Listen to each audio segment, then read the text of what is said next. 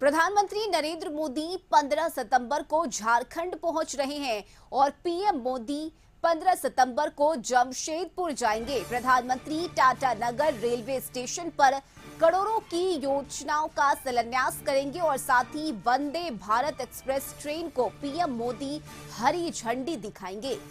तो ये बड़ी खबर बता रहे हैं आपको झारखंड से, जहां प्रधानमंत्री 15 सितंबर को झारखंड दौरे पर पहुंच रहे हैं और इस दौरान पीएम मोदी वंदे भारत ट्रेन को हरी झंडी दिखाएंगे। टाटा नगर रेलवे स्टेशन पर करोड़ों की योजनाओं का शिलान्यास करेंगे। और रांची से इस वक्त सहयोगी राहुल हमारे साथ जुड़ गए हैं। राहुल, विधानसभा का चुनाव है, लेकिन इससे पहले पीएम मोदी लगातार झारखंड पहुंच रहे हैं। 15 सितंबर का ये कार्यक्रम तय किया गया है और एक बार फिर से वंदे भारत की सौगात पीएम मोदी देने जा रहे हैं। टाटा नगर रेलवे स्टेशन पर करोड़ों की योजना का शिलान्यास करेंगे। क्या पूरी जानकारी और क्या कुछ कार्यक्रम तय हुआ है पीएम मोदी का?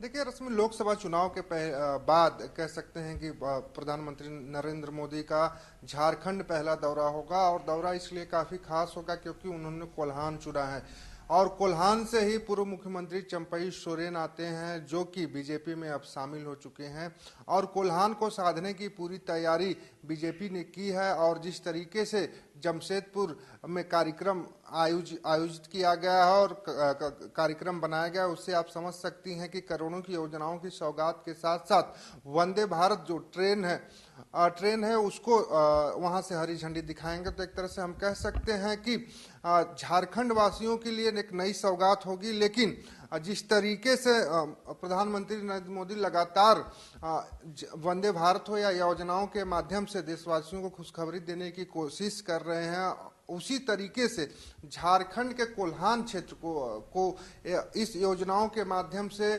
साधने की कोशिश कहीं न कहीं प्रधानमंत्री करेंगे। अब देखना यह होगा कि जिस तरीके से कोल्हान को लेके इतनी गंभीर बीजेपी दिखाई दे रही है और उसको आप देखेंगे तो कई बड़े नेता कोल्हान क्षेत्र से अब बीजेपी के आ चुके हैं। अगर जमशेदपुर कोल्हान क्षेत्र की अगर हम बात करें तो वहां से पूर्व मुख्यमंत्री और पूर्व केंद्रीय मंत्री अर्जुन मुंडा आते हैं, मधु कोड़ा जो पूर्व मुख्यमंत्री वो आते हैं, उसके अलावा अब चंपई सोरेन भी बीजेपी के हो गए। तो तीन पूर्व मुख्यमंत्री उस कोल्हान क्षेत्र से आते हैं और 14 लोकसभा जो सीटें 14 विधानसभा जो सीटें उसको की ओर से की जा रही है और प्रधानमंत्री जो सितंबर महीने में आ रहे हैं उस में जो सौगात देंगे तो कहीं न कहीं कोल्हान की जनता इससे खुश होगी और इसका लाभ हो सकता है कि बीजेपी को विधानसभा चुनाव में मिले। बिल्कुल।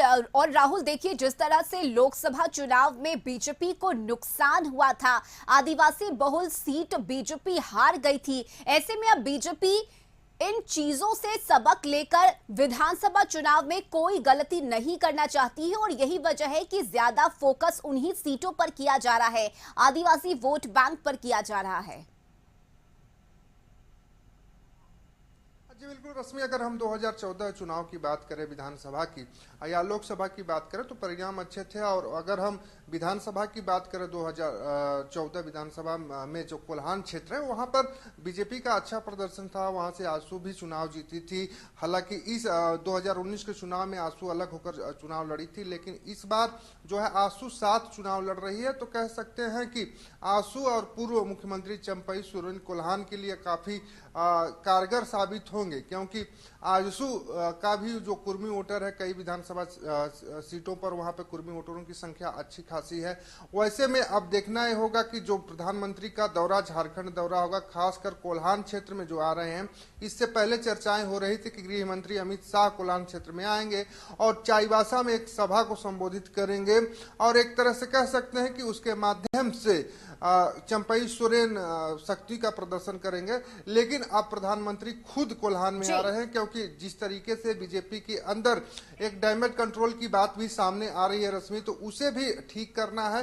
तो ये दौरा कई मायने में महत्वपूर्ण होगा। योजनाओं का शिलान्यास तो होगा ही, वंदे भारत ट्रेन को हरी झंडी तो दिखाएंगे, लेकिन जो अंदर खाने बीजेपी के कई विरोधाभास चल रहे हैं उसको भी कहीं ना कहीं ठीक करने की कोशिश प्रधानमंत्री का ये झारखंड दौरा करेगा। जी बिल्कुल राहुल, और एक मैसेज देने की कोशिश भी होगी पीएम मोदी के इस दौरे के जरिए। बहुत शुक्रिया राहुल आपका तमाम जानकारी के लिए।